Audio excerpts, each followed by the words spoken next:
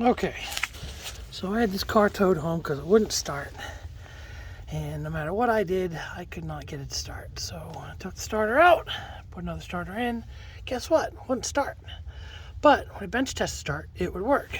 And if I put positive juice here and ground to the frame like normal, it would not start. But if I put positive here and ground here, it would start.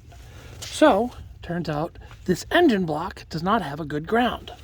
So I took this metal down here, and I put it into the bracket that bolts in with the starter right here. So it goes from there up this, and I haven't finished taping it yet, but this electrical 10 gauge wire that then is bolted to the top here, and then it starts.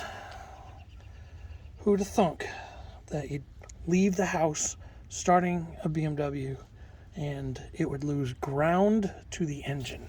But there you have it. That's what it was.